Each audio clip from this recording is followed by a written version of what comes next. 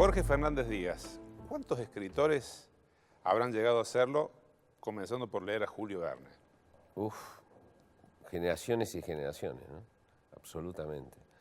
Un escritor que luego fue ninguneado un poco por la crítica, ¿no? Sin embargo, un escritor decidido muy importante. Tomás Eloy Martínez lo rescataba mucho en la Argentina. Creo que es un escritor iniciático, ¿no? Yo me recuerdo a mí mismo leyendo Los hijos del Capitán Grant, una novela magnífica, La isla misteriosa, 20.000 leguas de viaje submarino. Esas tres novelas son una trilogía extraordinaria, ¿no? La vieja colección Robin Hood, donde estaban la mayoría de estas novelas, y que mi madre, que era una asturiana bastante poco leída, tuvo la virtud de regalarme cuando yo era chico, cuando me regaló la colección Robin Hood, donde no solo estaban Verne, sino Salgari, Wells, Stevenson y tantos otros, Conrad, ¿no? Tantos otros escritores fundamentales. Al regalarme esa colección, me estaba regalando un mundo que cambió para siempre, que cambia para siempre a un chico, ¿no? Fue la puerta de entrada para muchos, ¿no? A la literatura, Sí, a la lectura en general. sí. Fíjate que quizás hoy madres más educadas, más formadas, son incapaces de ese gesto, de regalarles a sus hijos el mundo de los libros, lograr que los libros te acompañen para siempre. Cuando hay libros no hay soledad. Y la idea de que los libros, sobre todo las novelas de ficción, te ayudan a amueblar la cabeza, te ayudan a salvarte de vos mismo y te ayudan sobre todo a vivir otras vidas. Porque es tan aburrido vivir una sola vida, ¿no? Y es tan hermoso poder vivir otras vidas. Todavía el cine, con todo lo que yo amo el cine, la televisión, que me gusta, las series, no han logrado esa intimidad, esa cosa que vos sentís cuando te metés en una novela que te atrapa y que vivís con ella durante un tiempo largo y que vos sos ese personaje y aquel otro y vivís en aquella ciudad remota, ¿no? Miserable o magnífica, ¿no? Eso que tienen los libros es impresionante, realmente. Hace unos años me llevaron a dar una charla a un barrio marginal, a una escuela de chicos, muchos de ellos ya eran soldaditos de la droga, y la maestra me pidió que les explicara por qué había que leer, por qué era importante leer. Entonces le empecé a contar toda esta historia de mi madre, todo esto que te acabo de decir, y era insuficiente. Entonces, si me permitís, sí, voy a decir una mala palabra, pero les dije, miren, lean para que no los caguen, o por lo menos para que no los caguen tanto. Eso sí que lo entendieron, ¿no? Es decir, la lectura todavía significa una defensa frente a las enormes mentiras que se venden y a la inmensa estupidez del mundo, ¿no? Que es el sinsentido muchas veces del mundo. La literatura te ayuda a ordenarlo, ¿no? Qué lucidez, me quedé pensando en lo de tu mamá, ¿no?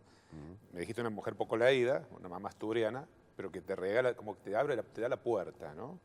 Del mundo que significa la literatura. Después de esa mamá asturiana, entrevistarla tantas horas para que derive en un libro como Mamá, que ha sido un éxito tremendo, ¿fue una forma de agradecerle a ella?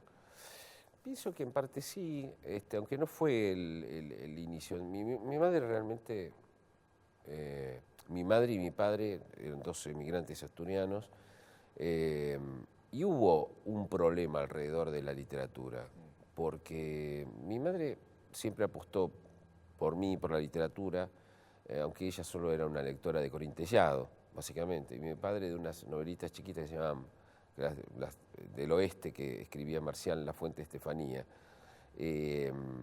Pero mi padre, cuando se enteró que yo quería ser escritor y periodista, lo que él entendió como era un mozo de bar y quería que su hijo fuera un hijo del doctor, un abogado, un médico o algo por el estilo. Cuando se enteró que yo quería ser escritor, dijo, este lo que quiere es ser vago. Es decir, la literatura como una forma de la vagancia, ¿no? Eso nos tuvo distanciados muchísimos años, donde nos veíamos casi para ver fútbol por la tele, no podíamos comunicarnos. Fue muy doloroso porque mi padre me dio por perdido a mí, algo que forjó mucho mi personalidad también, ¿no? De hecho, creo que yo todavía sigo siendo un trabajador adicto para responderle a mi padre que no soy un vago. Así que fíjate cómo te marcan las cosas de manera tan profunda, ¿no?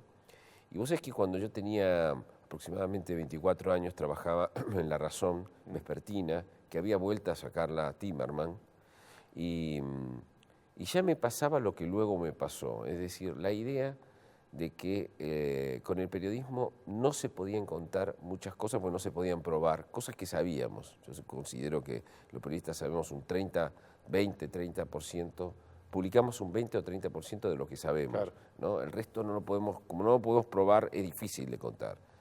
Y la literatura a mí me permitió cruzar esa frontera y poder contarlo, ¿no? Y la primera vez que eso ocurrió fue con la mafia policial. Yo trabajaba en policiales, un momento más delicioso de mi vida profesional. Policiales en el diario de Timerman. De Timerman.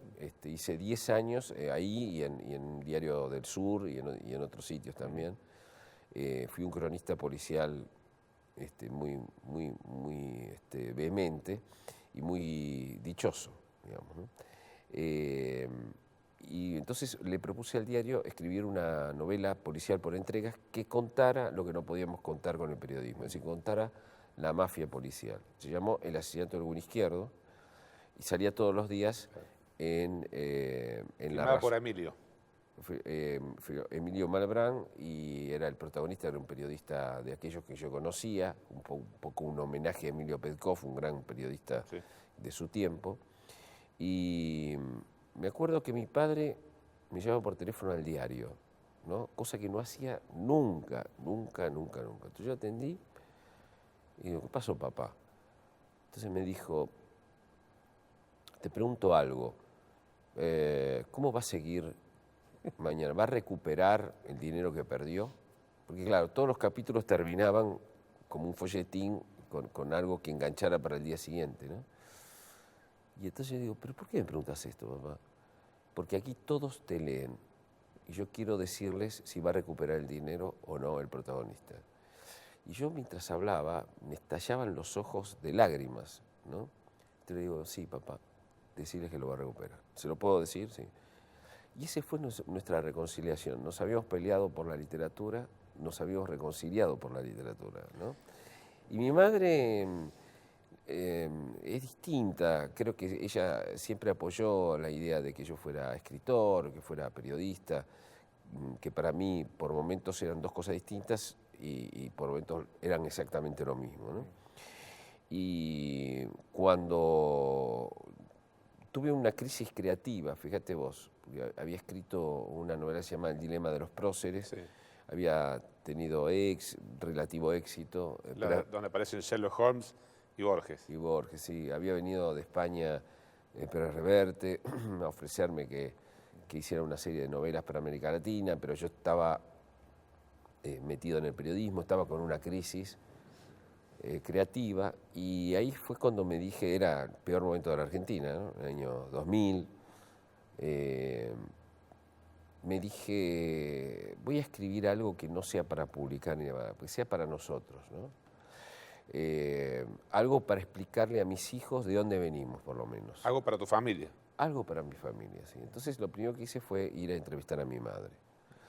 Y eso fue una experiencia bisagra, ¿no? Porque la entrevisté durante 50 horas en días sucesivos, riéndonos, llorando, descubriendo juntos cosas, porque, viste, cuando haces pasar la película de vuelta aparecen cosas increíbles, y cuando preguntás como periodista, además de como hijo, y con curiosidad, bueno, saltan cosas, secretos familiares, cosas increíbles, se acomodan asuntos que estaban desacomodados, ¿no?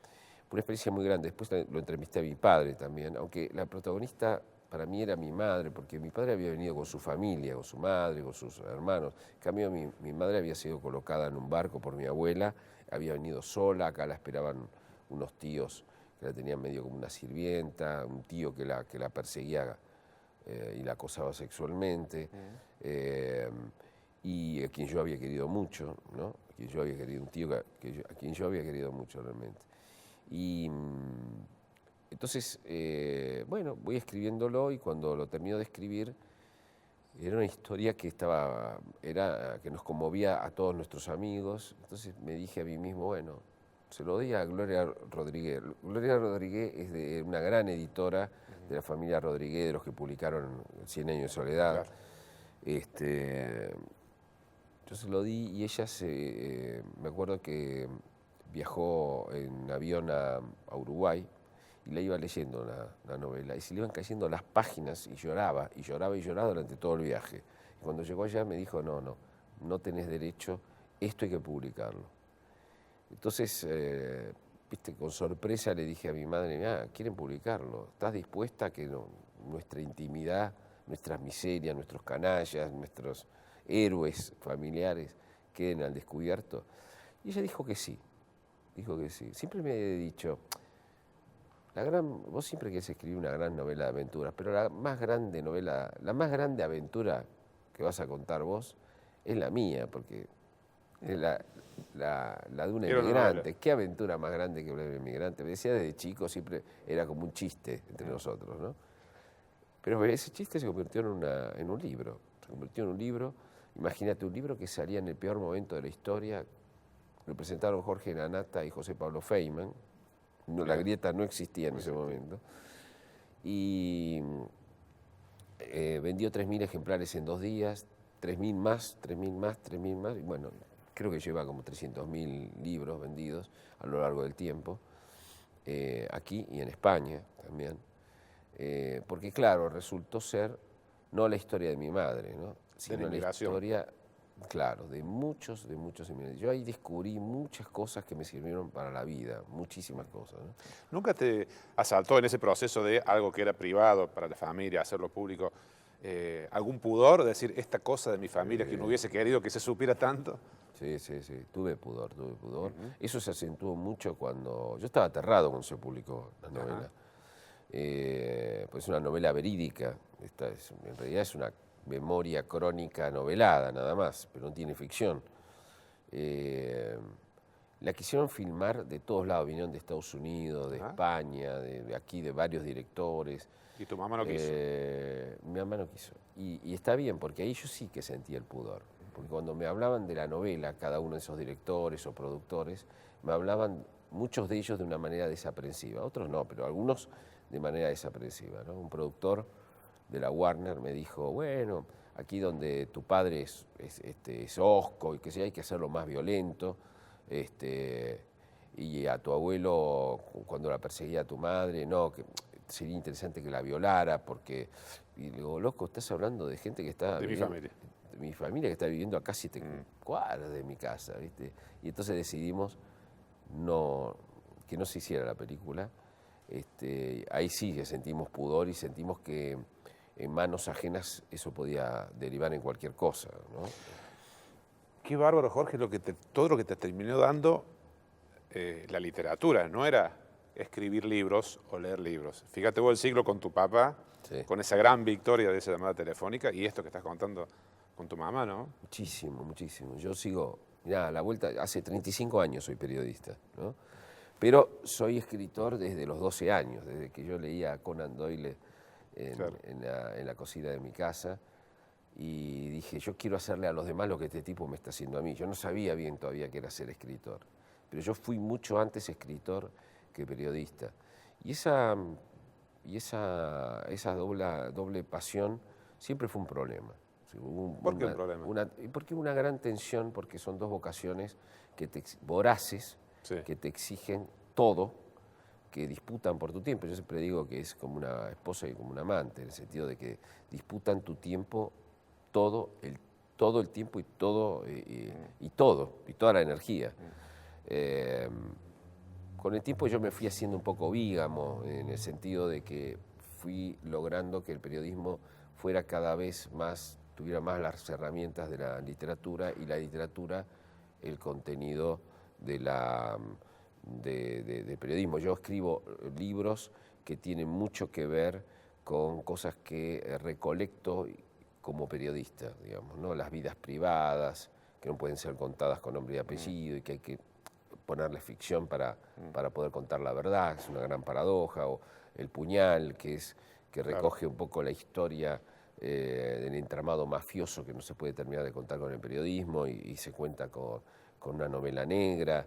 Y por otra parte, he hecho muchos experimentos en el diario que tienen que ver con la literatura, es decir, contar, por ejemplo, Te amaré locamente es un libro que deriva de historias de la vida privada, que yo las conté como cuentos, Corazones desatados, lo mismo, es decir, he tratado de unir la propia columna mía política de todos los domingos, tiene la maldición del escritor, por eso me lleva 10 horas escribirla, ¿no? Porque cada palabra, lucho con cada palabra. Me da un poquito de vergüenza porque mis colegas estoy seguro que la escriben en 3 horas, pero yo lucho con cada palabra, trato de que sea un pequeño ensayo cada domingo, que no sea un panorama periodístico que hacen muy bien otros periodistas, sino que sea como una pieza, y solamente me quedo tranquilo cuando esa pieza, yo digo, en un libro futuro podría caber como un capítulo, es decir, cuando tenga la perfección, entre comillas, de un capítulo. Muchas veces eso no ocurre. El domingo pasado no ocurrió, por ejemplo, pero a veces ocurre. Cuando ocurre es una enorme felicidad, pero siempre la idea de ser un escritor. Y con los años, quizás con la vejez, no llegué a la vejez, pero voy a cumplir 57 años ahora, pero llevo muchos años en esto. Me siento más un escritor que hace periodismo que un periodista que hace literatura. Es decir, soy un escritor que habla por la radio, soy un escritor que escribe un ensayo político todos los domingos, soy un escritor que escribe libros y aguafuertes sentimentales. Es decir, cada vez más la idea del escritor está más presente en mi vida, sin renunciar, por supuesto, al periodismo que es hermoso. Le seguís dando una dura competencia a Julio Verne, ¿no? Sí, no, ya perdí con eso. Pero yo te confieso algo, cuando voy a escribir una columna del domingo siempre estoy asustado. Siempre estoy asustado.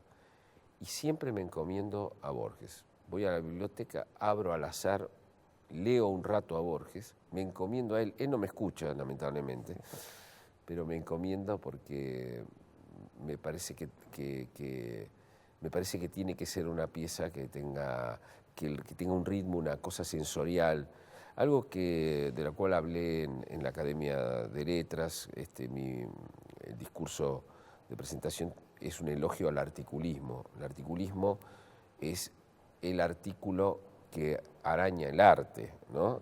Que los españoles y los franceses y los ingleses han hecho y los norteamericanos, con tanta virtud, que en el siglo XIX Sarmiento, Mansilla, Alberdi y Mitre también lo hicieron con mucho donaire y con mucha inteligencia, ¿no? Y me parece que el articulismo forma parte de la literatura, y bueno, yo aspiro a tratar de inscribirme en esa tradición. Igual déjame decirte que quedó algo por el camino, que es esa experiencia que vos me decís de mamá. Hay una experiencia que todavía faltaba contar de ese libro, y es que yo hice un árbol genealógico con mi familia, a partir de mamá. Después del libro. Después del libro. Ajá. Y ese árbol genealógico llevó casi al medioevo, más o menos, ¿no? Porque es totalmente mentira que descendemos de los barcos, como se dijo durante años en la Argentina. Nosotros descendemos de grandes familias italianas, polacas, españolas, familias llenas de canallas, de mediocres, de genios, de frustrados. Claro. Y cuando uno arma ese árbol genealógico con cierta consistencia, tiene la suerte de poder armarlo, y uno se da cuenta que es un pedacito de este tío, de este primo, de gente que no conoces, gente que no sabes. Será la historias que se van repitiendo, ¿no? Muchas cosas son de la genética, muchas otras son de bueno, ahora hay una psicoterapia que se llama de constelaciones, que te cuentan un poco que muchas veces repetimos roles generación tras generación sin darnos cuenta. Y eso es muy impresionante. Yo creo que cuando vos terminás el árbol genealógico, imaginariamente ese árbol da tu cara, ¿no? Tu cara está ahí, sos vos sos parte de eso. Y otra cosa que descubrí con mamá es que los periodistas no estamos preparados para narrar los sentimientos. Estamos preparados para narrar los hechos, las noticias, a lo sumo reconstruir las escenas, analizar los expedientes. Lo que le pasa a los otros. Lo que le pasa a los otros. Pero incluso es muy difícil narrar los sentimientos de los otros. Es algo de los propios y ajenos, ¿no? Los sentimientos propios y ajenos. Es algo que está como prohibido en el mundo. No tiene herramientas el periodismo para entrar en el mundo de las emociones. Y creo que la literatura sí, y eso para mí fue todo una apertura. La crisis creativa ahí se terminó, porque me permitió ir hacia el tema del amor, que lo traté en varios libros, en Corazones Desatados, en La Segunda Vida de las Flores, en Te Amaré Locamente, que lo llevé a la radio luego. Es decir, el tema Con el doctor Amor. Con el doctor Amor, que es un invento chistoso de la nata, pero que durante un año estuvimos, y después fuimos a un programa que se llamaba Sentimientos Encontrados, donde también tratamos este tema. A cada rato hay alguien del gremio de prensa que me dice: no hagas esto, no lo hagas, vas a destruir tu carrera. A cada rato, ¿Pero a por cada qué? rato.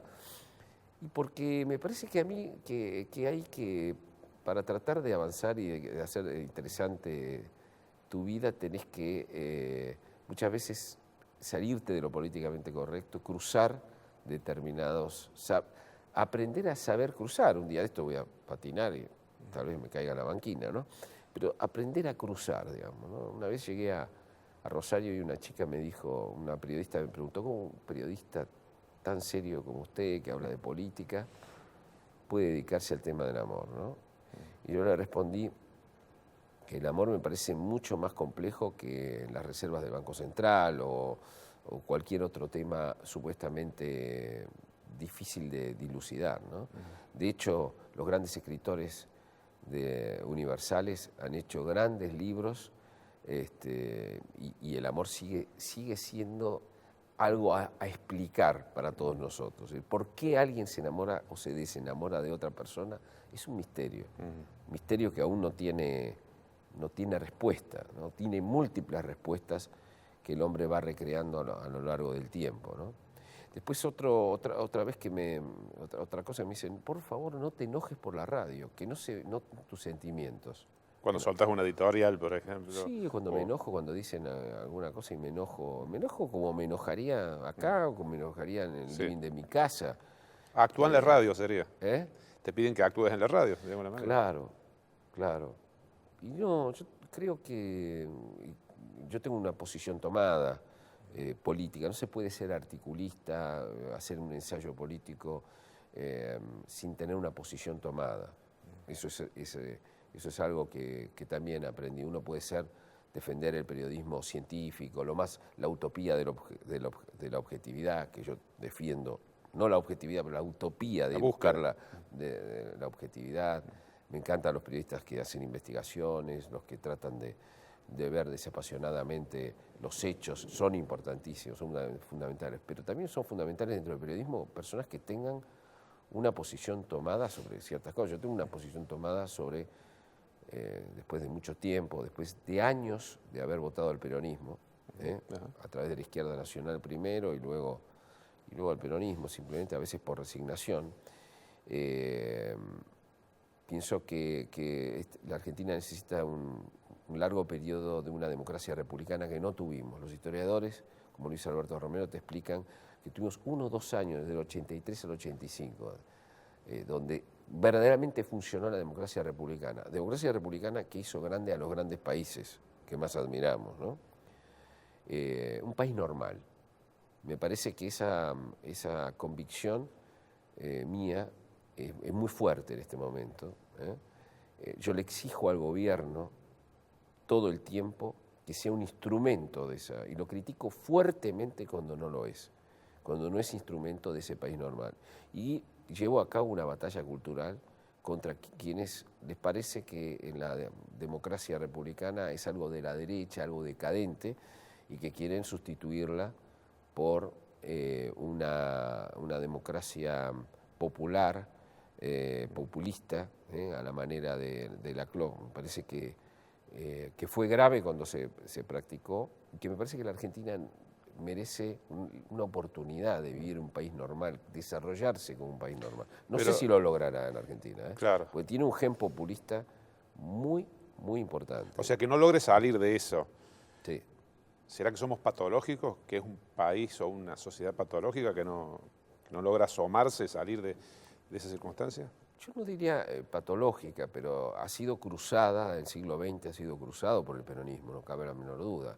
El peronismo, el partido peronista y el partido militar dominaron casi todo un siglo.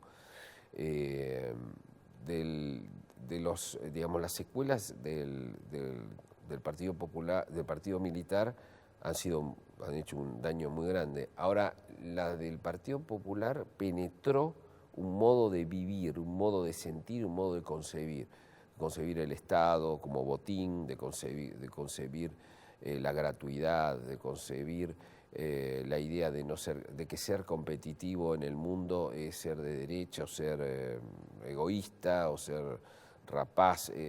La idea de que esta fábrica, cuando vos ves La Matanza, ¿no? Hace poco salió un informe muy grande de cómo es La Matanza, ¿no? La Matanza es el monumento a la decadencia argentina, ¿no? La Matanza han logrado una cantidad de pobreza monumental, y un aparato que está todo el tiempo no sacándolos de la pobreza, sino asistiéndolos, manteniéndolos en la pobreza, como si fuera un enorme negocio. Es un enorme negocio, ese pobrismo asistencialista. Y eso está muy metido en la sociedad argentina, que es la derecha, que es la izquierda, que la Argentina después de la llegada del peronismo es una ridiculez seguir hablando en los términos esos. Y mucho menos en un mundo donde la gran batalla en el mundo no solo es por el empleo, sino que la gran batalla en el mundo es entre el populismo y la democracia republicana. Esto es lo que hemos estado viendo en Francia, lo que estamos viendo en Italia, en Alemania, en España. La gran debate es ese, ¿no? Nosotros nos ha ido muy mal. La Argentina no... Los argentinos les duele mucho lo que voy a decir ahora. Lo digo siempre y nadie recoge el guante, ¿no? Nosotros fracasamos. La Argentina fracasó. La Argentina moderna fracasó. Fracasó.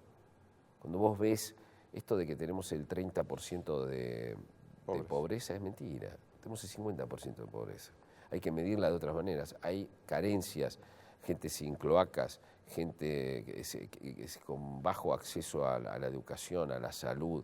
Cuando vos haces un desagregado más fino, 1 de cada 2 argentinos está sumido en la pobreza. Si vos te comparás a cómo vivíamos nosotros en 1970, ni hablar en los 60, cuando yo era chico, era una Argentina lujosa.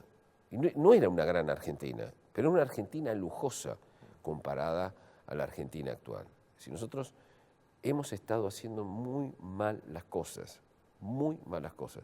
Yo no tengo idea si ahora seremos capaces de hacerlas bien y cómo es hacerlas bien.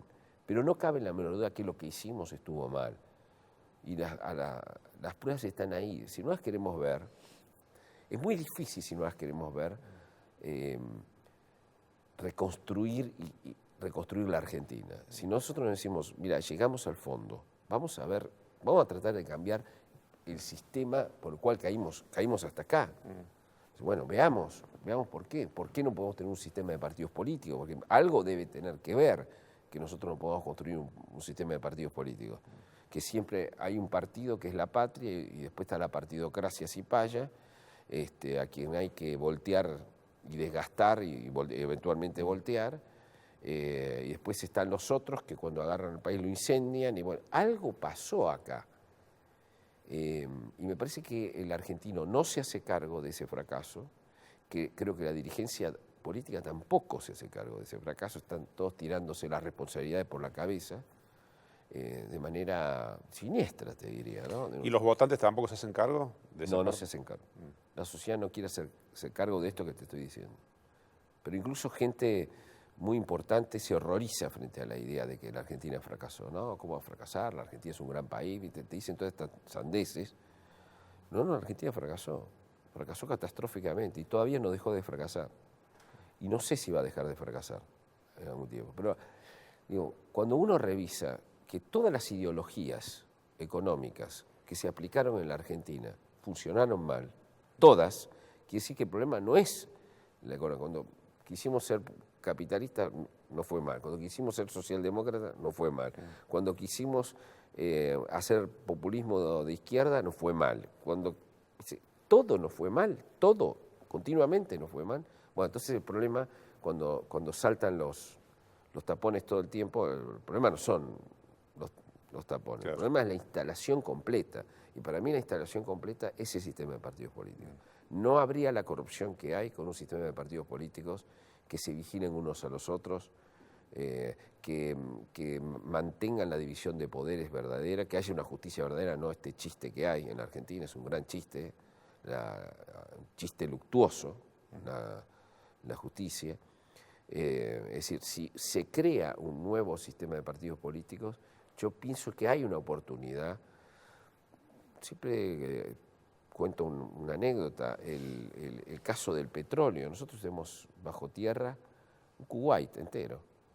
No lo podemos sacar porque hay oferentes, pero se necesitan 15.000 millones de dólares durante 12 años seguidos para sacar toda esa riqueza que pulverizaría inmediatamente la pobreza, en gran parte la pobreza. Bien utilizado, ¿no? Haciendo populismo petrolero, claro, como hacen en Venezuela, o hicieron en Venezuela. Para que vengan durante 12 años a poner 15 millones de dólares, 15.000 millones de dólares, perdón, por año, nosotros tenemos que garantizarle a los inversores, y pongo el petróleo, pero puedo poner la industria ictícola, la minería, cualquiera. Sí. Le tenemos que garantizar que somos serios, que tenemos un sistema de partidos políticos que más allá de quién gane en las elecciones, en las urnas, no van a cambiar las reglas de juego, porque hay políticas de Estado permanentes, acordadas. Y no las tenemos. Y bueno, como no las tenemos, es como si tuviéramos un millonario que se muere y que todos sus hijos están peleados entre sí. Entonces les dice, mira, ustedes o se ponen de acuerdo, les dice en el testamento, o se ponen de acuerdo y trabajan juntos, o en un año se va a donar toda mi fortuna al Estado. La fortuna está ahí. El asunto es que se pongan de acuerdo, ¿no? ¿Podrá ponerse de acuerdo la Argentina alguna vez?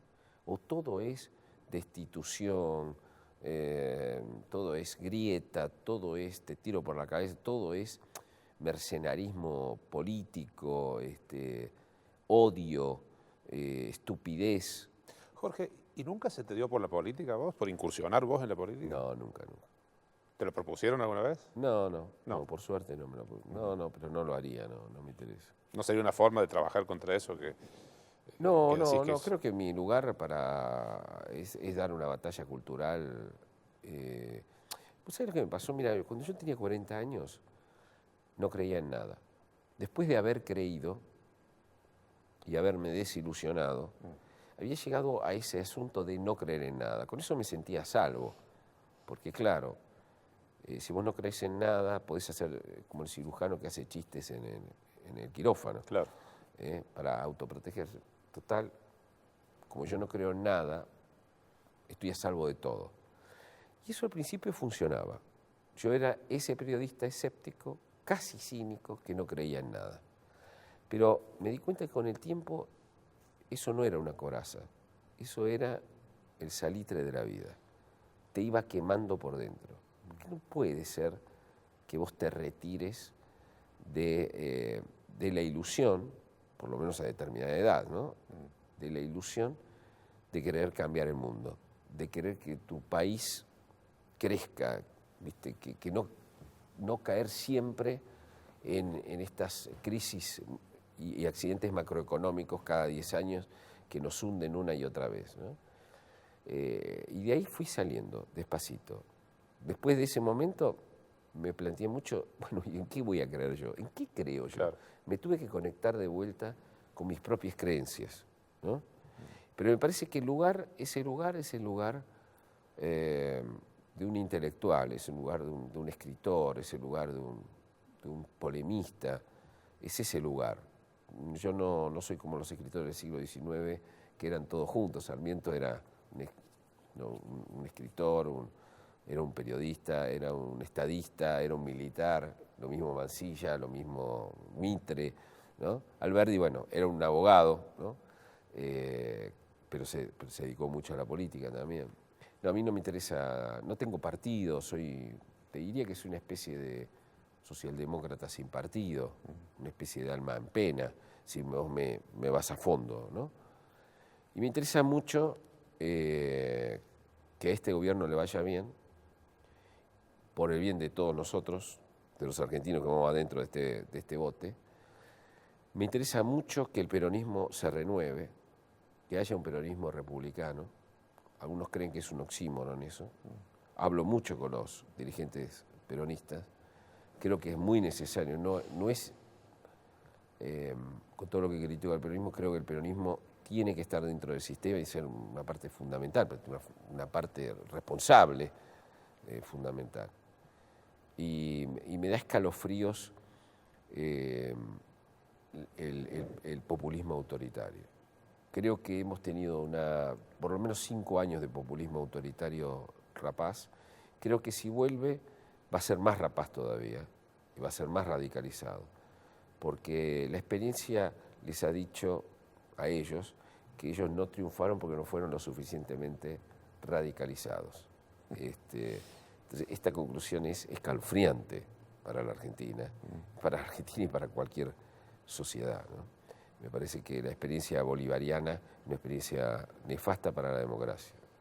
Jorge, después de un día con diario, con radio, con lectura de libros, con toda tu actividad, cuando llega el momento de apoyar la cabeza en la almohada, ¿en quiénes piensa Jorge Fernández Díaz cada noche? Mira, lo que pienso en mis hijos, pienso en qué van a hacer de mis hijos. Pienso mucho en mi mujer que está conmigo, que es mi gran sostén y mi gran socia, es una gran periodista, se llama Verónica Chiaravalli, es una periodista cultural, es una articulista, es de hecho con quien discuto ahora los libros, ¿no? Y realmente mis libros en parte han mejorado gracias a ella, ¿no? Y pienso,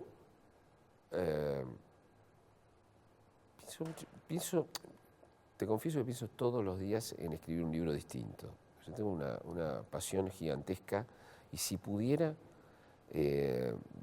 verdaderamente creo que escribiría un libro cada 8 meses o un año, ¿no? Y quisiera escribir de todos los géneros.